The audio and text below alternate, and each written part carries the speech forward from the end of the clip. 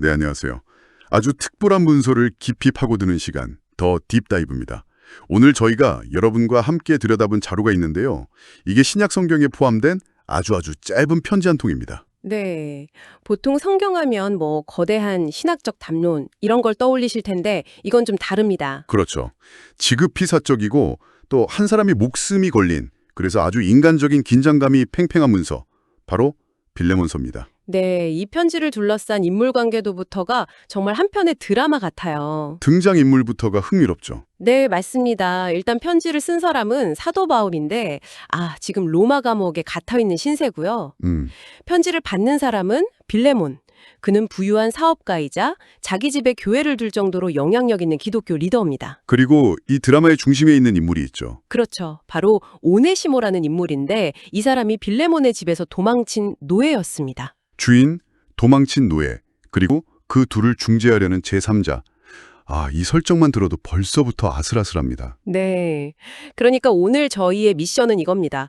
바울은 이 극도로 민감하고 자칫하면 폭발할 수 있는 이 상황을 과연 어떻게 풀어가려고 했을까? 이 한 장짜리 편지 안에 숨겨진 설득의 기술, 그리고 인간관계에 대한 혁명적인 아이디어까지 오늘 함께 파헤쳐 보겠습니다. 자, 이 편지를 딱 펴보면 가장 먼저 눈에 띄는 게요. 네.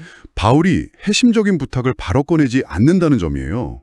보통 급한 용무가 있으면 서론 없이 본론부터 말할 텐데 여기선 굉장히 긴 칭찬으로 시작하거든요. 맞아요. 솔직히 이 부분을 읽으면 좀 부담스럽다는 생각도 들어요. 내 사랑과 믿음에 대해 들었다. 너 때문에 많은 기쁨과 위로를 얻었다. 이렇게까지 칭찬에 늘어놓는 건 좀 뒤에 엄청난 부탁을 하기 위한 밑밥처럼 들리기도 하는데 너무 계산적인 접근 아닌가요? 하하, 그렇게 보일 수 있죠. 충분히요. 실제로 고대 수사학에서 이런 방식을 카프타티오 베네볼렌티아이, 그러니까 호의 엮기라고 부릅니다. 호의 엮기. 네, 듣는 사람의 마음을 열기 위한 일종의 기술인 셈이죠. 하지만 이걸 단순히 계산적인 수법으로만 보기는 좀 어렵습니다. 바울하고 빌레몬의 관계를 생각해야 해요. 관계요? 네, 둘은 단순한 지인이 아니라 바울이 전도에서 신앙을 갖게 된 아주 깊은 영적 관계거든요. 그러니까 그냥 하는 말이 아니라 진심이 담긴 칭찬이라는 거군요. 그렇죠. 바울은 빌레몬이 실제로 어떤 사람인지 잘 알고 있었을 겁니다. 그의 믿음, 사랑, 다른 사람들에게 베푸는 선행.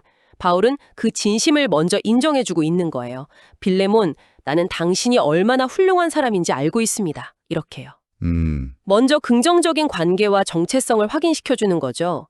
이건 앞으로 할 부탁을 위한 판을 까는 동시에 빌레몬이라는 사람 자체에 대한 존중의 표현이기도 합니다. 아니, 근데 그게 되게 놀라운 게 요즘 협상 기술에서도 쓰는 방법이잖아요. 맞습니다. 상대방의 긍정적인 정체성을 먼저 언급해서 그 정체성에 어긋나는 행동을 하기 어렵게 만드는 거예요. 선생님처럼 합리적인 분께서 마사까 이런 식으로요? 정확합니다. 바울이 2000년 전에 이미 그걸 본능적으로 활용했다는 게 대단하죠. 그러게요. 바울은 빌레몬에게 이렇게 말하는 것과 같아요. 당신은 원래 사랑이 많고 다른 사람을 편안하게 해주는 사람입니다. 내가 지금 하려는 부탁도 그 연장선상에 있습니다. 일종의 기대의 틀을 만들어 놓고 빌레몬이 그 틀 안에서 스스로 최선의 결정을 내리도록 유도하는 아주 세련된 방식이죠. 자, 이렇게 분위기를 충분히 조성한 뒤에 드디어 본론으로 들어갑니다. 그런데 여기서 또 한 번 자세를 확 낮추네요. 네. 내가 마땅한 일로 명할 수도 있지만 사랑으로 간구한다. 사도의 권위로 명령할 수 있는데도 굳이 부탁의 형식을 취하는 이유가 뭘까요? 이 부분이 바울의 지혜가 정말 돋보이는 지점입니다. 만약 바울이 사도로서 명하노니 오네시모를 용서하라고 했다면 빌레몬이 어떻게 반응했을까요? 겉으로는 따랐겠죠. 아마도요. 하지만 마음속으로는 어쩔 수 없이 이런 억울함이나 반발심이 남았겠죠. 진심이 아니었을 거다. 그렇죠. 바울이 원한 건 그런 마지못한 순종이 아니었습니다. 빌레몬이 진심으로 마음이 움직여서 자발적으로 올바른 결정을 내리길 바랐던 거죠. 진정한 변화는 권위가 아니라 마음에서 온다는 걸 알았던 거군요. 맞습니다. 그래서 나이 많은 나 바울, 그리고 그리스도를 위해 갇힌 자라는 자신의 가장 약하고 동정심을 유발하는 모습을 전면에 내세웁니다. 힘으로 누르는 게 아니네요. 네, 인간적인 호소를 통해 마음을 움직이려는 거죠. 그리고 그 부탁의 대상이 갇힌 중에서 낳은 아들 오네시모라고 소개합니다. 낳은 아들이라니 감옥에서 오네시모를 만나 전도했고 그 결과 영적인 아들로 삼았다. 이런 의미겠죠? 네. 그런데 12절에 나오는 내 신복이라는 표현은 더 강렬하게 들려요. 이게 그냥 내 오른팔 같은 일반적인 표현인가요? 아니면 더 깊은 의미가 있는 건가요? 그거 아주 중요한 포인트입니다. 여기서 신복으로 번역된 그리스어 스플랑크나라는 단어가 문자적으로는 내장, 심장 같은 인체의 가장 깊은 기관을 의미해요. 심장이요? 네. 고대인들은 감정과 애정이 바로 이곳에 깃들어 있다고 믿었죠. 그러니까 바울이 오네시모를 나의 스플랑크나라고 부른 건 그는 내 심장과 같은 존재다 라고 말하는 것과 같아요. 와, 나의 심장이라니. 무게감이 전혀 다른데요? 그렇죠. 당시 로마법에서 도망친 노예는 주인의 사유재산이었습니다. 주인이 마음대로 죽이거나 고문해도 법적으로 문제가 없었어요. 목숨이 경각에 달린 상황이네요, 오네시모는. 그러며 그런 그를 향해 바울이 그는 나의 심장이다 라고 선언하는 건 오네시모를 해치는 것은 곧 내 심장을 찌르는 것과 같다는 강력한 동일시의 표현입니다. 빌레몬이 오네시모를 함부로 대할 수 없게 만드는 가장 강력한 인간적인 보호막을 쳐주는 셈이죠. 그러고 보니 11절의 표현도 정말 절묘해요. 그가 전에는 내게 무익하였으나 이제는 나와 내게 유익함으로. 네. 오네시모라는 이름 자체가 유익한 자라는 뜻인데 그걸 이용한 일종의 언어 유희 같아요. 이건 단순한 말장난을 훨씬 뛰어넘는 신학적인 선언입니다. 아, 그런가요? 무익했던 과거의 오네시모는 이제 죽었다는 겁니다. 그리스도를 만나 완전히 새로운 존재, 이름 그대로 유익한 존재로 다시 태어났다는 선포죠. 이건 빌레몬에게 오네시모의 정체성을 더 이상 도망친 노예라는 과거의 프레임으로 보지 말고 하나님 안에서 유익한 형제라는 새로운 프레임으로 봐달라는 요청입니다. 사람을 과거의 실수로 규정하지 말고 현재의 변화된 모습으로 봐달라. 바로 그겁니다. 그리고 마침내 이 편지의 가장 혁명적인 구절이 등장합니다. 오네시모가 잠시 떠났던 게 혹시럼 그를 영원히 두기 위함일 수 있다면서 이제는 종과 같이 대하지 말고 종 이상으로 곧 사랑받는 형제로 두라고 말하죠. 이건 당시 로마 사회의 관점에서 보면 거의 불운사상 수준 아니었을까요? 맞습니다. 이건 정말 혁명적인 발언이죠. 로마 제국의 경제와 사회 구조는 노예제라는 기반 위에 서 있었습니다. 주인과 노예의 구분은 절대적이었죠. 그렇죠. 그런데 바울은 그 견고한 사회적 계급을 완전히 무시하고 그리스도 안에서는 모두가 형제라는 새로운 관계 질서를 들이밀고 있는 겁니다. 이건 단순히 내 노예를 용서해줘 수준의 부탁이 아니군요. 차원이 다르죠. 너의 재산 목록에 있던 그를 이제 너와 동등한 가족 구성원으로 받아들여라는 관계의 근본적인 재정립을 요구하는 겁니다. 여기서 학자들 사이에 약간의 논쟁도 있다고 들었어요. 바울이 정말로 빌레몬에게 오네시모를 노예 신분에서 완전히 해방시켜주라, 즉 법적인 자유인으로 만들어주라고 요구하는 건지 네. 아니면 노예 신분은 유지하되 형제처럼 대우하라는 건지에 대해서요. 네, 그게 이 편지를 해석하는 데 있어서 아주 중요한 지점입니다. 명시적으로 오네시모를 해방시켜라 이렇게 말하지는 않거든요. 그래서 어떤 학자들은 바울이 사회 구조 자체를 바꾸려 한 게 아니라 그 구조 안에서 기독교적인 사랑을 실천하라고 가르친 것이다 이렇게 보기도 하고요. 사랑받는 형제라는 표현은 사실상 자유인으로 만들어주라는 완곡하지만 아주 강력한 요청이라고 해석하죠. 사랑받는 형제를 계속 노예로 부리는 건 어불성설이니까요. 어느 쪽으로 해석하던 당시 사회 질서에 큰 충격을 주는 제안이라는 점은 변함이 없네요. 그렇습니다. 바울은 어쩌면 의도적으로 모호하게 썼을 수도 있어요. 빌레몬이 스스로 최선의 결론, 즉 바울이 말한 것 이상을 행하도록 여지를 남겨둔 거죠. 자, 이제 설득이 최고조에 이릅니다. 이 부분은 마치 법적 감정적 계약서 같아요. 네, 그렇죠. 17절, 네가 나를 동역자로 생각한다면 나를 영접하듯이 그를 영접하라. 정말 강력한 요구죠. 그리고 이어서 결정타를 날립니다. 그가 만일 네게 불의를 행했거나 빚진 것이 있으면 그것을 내 앞으로 계산하라. 여기서 계산하라는 말이 내 계좌에 달아놓으라는 뜻의 상업 용어입니다. 아, 진짜 회계 용어군요. 네. 오네시모가 도망치면서 빌레몬에게 입혔을 재산상의 손실 혹은 그가 훔쳐간 물건이 있다면 그 모든 금전적 책임을 내가 지겠다는 겁니다. 와, 말로만 화해하라고 하는 게 아니라 그 화해에 필요한 실질적인 대가를 자기가 치르겠다는 선언이죠. 상상해보면 정말 대단한 장면이에요. 지금 바울은 돈 한 푼 없는 죄수의 몸으로 감옥에 갇혀 있잖아요. 그렇죠. 그런데도 빚이 얼마가 됐든 내가 다 갚겠다고 자기 이름으로 보증을 서는 거니까요. 말의 무게가 완전히 달라지죠. 심지어 19절에서는 나 바울이 친필로 쓴다라고 강조까지 합니다. 네, 당시에는 보통 대필가가 편지를 썼기 때문에 중요한 내용에 직접 서명하는 것은 법적인 효력을 갖는 행위였습니다. 보증서에 서명한 거네요, 말하자면. 그렇습니다. 이 부분은 내가 쓴 것이니 법적으로 책임지겠다는 거죠. 이는 오네시모의 빚을 자신이 대신 짊어지겠다는 강력한 대속의 행위로 볼 수 있습니다.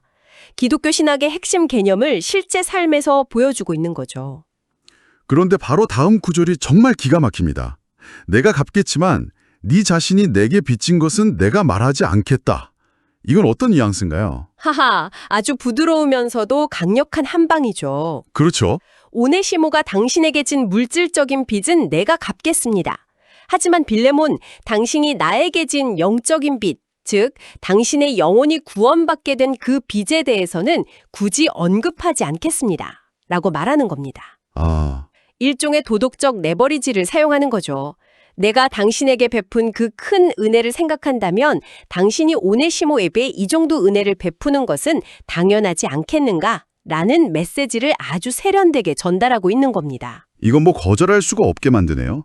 요청을 마친 뒤의 태도도 인상적이에요. 네, 21절을 보면 나는 네가 순종할 것을 확신하며 내가 말한 것보다 더 행할 줄 안다고 말해요.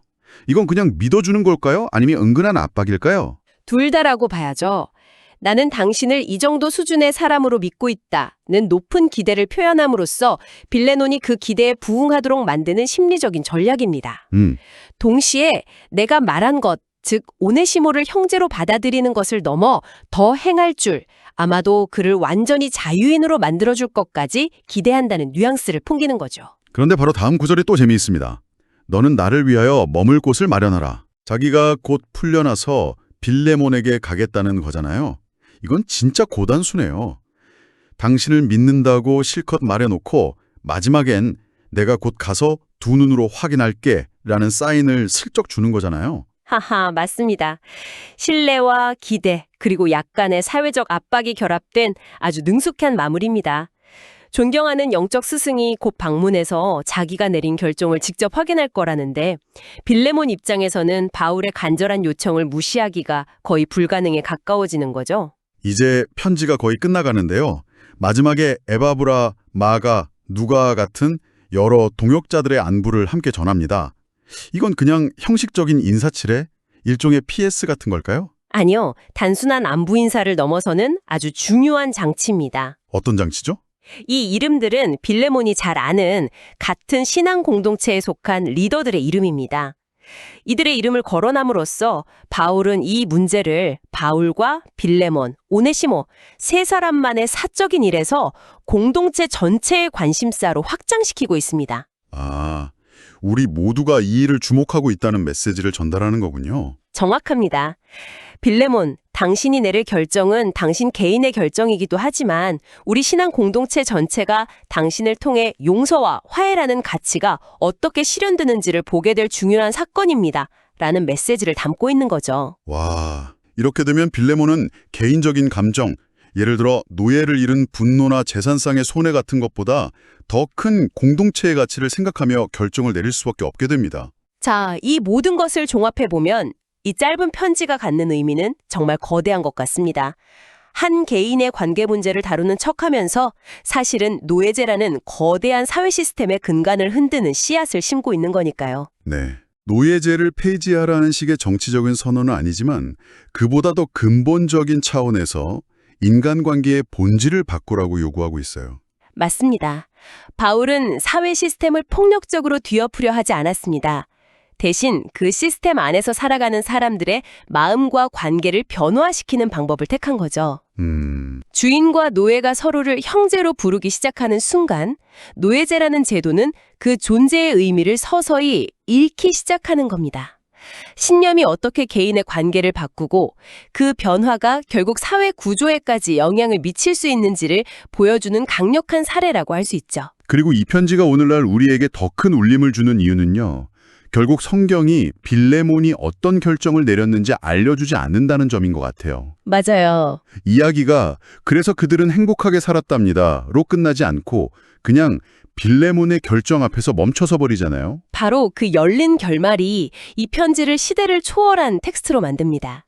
만약 빌레몬이 오네시모를 형제로 받아들였다는 해피엔딩이 기록되어 있었다면 우리는 그냥 아, 좋은 이야기네 하고 책을 덮었을 겁니다. 그렇죠. 하지만 결말이 열려있기 때문에 그 결정의 책임과 질문이 2000년의 시간을 건너 이 편지를 읽는 우리 각자에게로 고스란히 넘어오게 되죠. 그래서 마지막 질문은 바로 여러분께 남겨져 있습니다. 만약 당신이 깊이 존경하는 멘토의 편지를 손에 든 빌레몬이라면, 그리고 당신에게 큰 손해를 끼치고 도망쳤던 그 오네시모가 두려움에 떨며 당신 앞에 다시 나타났다면 당신은 어떤 선택을 하시겠습니까? 더 나아가 우리 삶 속에서 용서하고 새로운 관계를 맺어야 할 어쩌면 외면하고 싶은 당신만의 오네시모는 누구 혹은 무엇일까요? 이 질문을 곱씹어 보시면서 오늘 분석을 마무리하겠습니다.